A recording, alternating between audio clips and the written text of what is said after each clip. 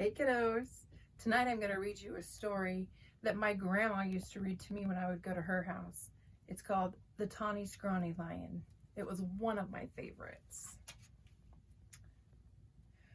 Once there was a tawny, scrawny, hungry lion who never could get enough to eat.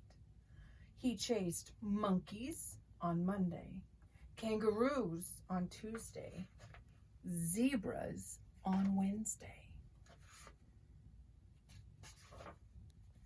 bears on Thursday, camels on Friday, and on Saturday, elephants. And since he caught everything he ran after, that lion should have been as fat as butter. But he wasn't at all. The more he ate, the scrawnier and the hungrier he grew. The other animals didn't feel one bit safe. They stood at a distance and tried to talk things over with the tawny, scrawny lion.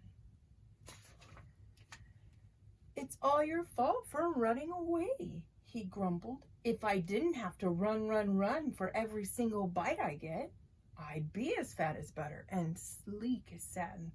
Then I wouldn't have to eat so much and you'd last longer." Just then, a fat little rabbit came hopping through the forest picking berries. All the big animals looked at him and grinned slyly. "Rabbit," they said. "Oh, you lucky rabbit. We appoint you to talk things over with the lion." That made the little rabbit feel very proud. "What shall I talk about?" he asked eagerly. "Oh, any old thing," said the big animals. "The important thing is to get right up close." So the fat little rabbit hopped right up to the big hungry lion and counted his ribs. "You look much too scrawny to talk things over," he said. "So how about supper at my house first?" "What's for supper?" asked the lion. The little rabbit said, "Carrot stew." That sounded awful. But the little rabbit said, "Yes, sir. My 5 fat sisters and my 4 fat brothers are making a delicious carrot stew right now." "Wow, what are we waiting for?" cried the lion. And he went hopping away with the little rabbit, thinking of 10 fat rabbits and looking just as jolly as you please. "Well," he grinned at all the big animals, "that should take care of the scrawny lion for today." Before very long, the lion began to wonder if they would ever get to the rabbit's house. First, the fat little rabbit kept stopping to pick berries and mushrooms and all sorts of good-smelling herbs. And when his basket was full, what did he do but flop down by the riverbank? "Wait a bit," he said. "I want to catch a few fish for the stew." That was almost too much for the hungry lion. For a moment, he thought he would have to eat that one little rabbit then and there.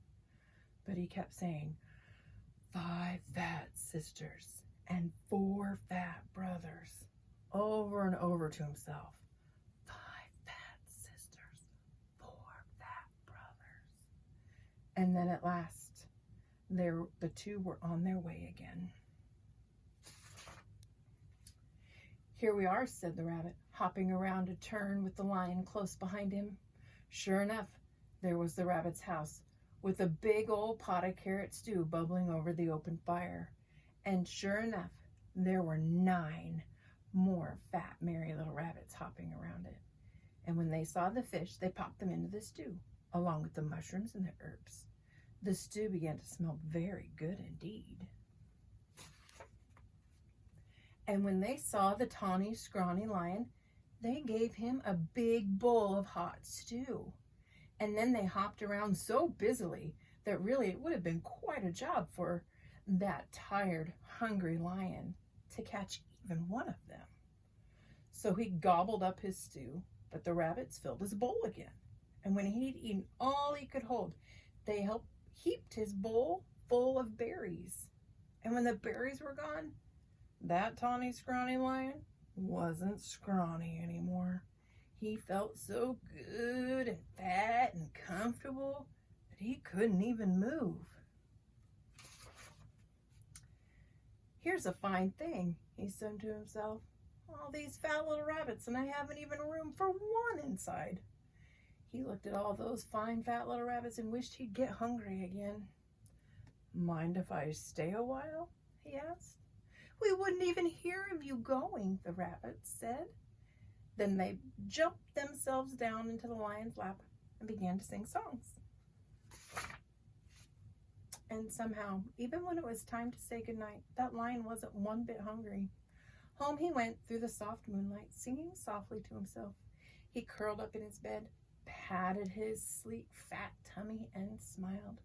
When he woke up in the morning, it was Monday. "Time to chase monkeys," said the lion. But he wasn't one bit hungry for monkeys. What he wanted was some more of that tasty carrot stew. So off he went to visit the rabbits. On Tuesday, he didn't want kangaroos. And on Wednesday, he didn't want zebras. He wasn't hungry for bears on Thursday, or camels on Friday, or elephants on Saturday. All of the big animals were so surprised and happy. They dressed in their best and went to see the fat little rabbit. "Rabbit," they said. "Oh, you wonderful rabbit. What in the world did you talk to that tawny, scrawny, hungry, terrible lion about?" The fat little rabbit jumped up in the air and said, "Oh my goodness! We had such a good time with that nice, jolly lion, that I guess we forgot to talk about anything at all." And before the big animals could say one word, the tawny lion came skipping up the path.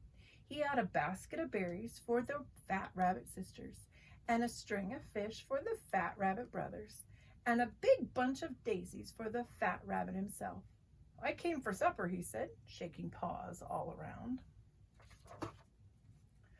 Then he sat down in the soft grass, looking fat as butter, sleek as satin, and jolly as all get out, all ready for another good big supper of carrot stew. I hope you enjoyed Tawny Scrawny Lion.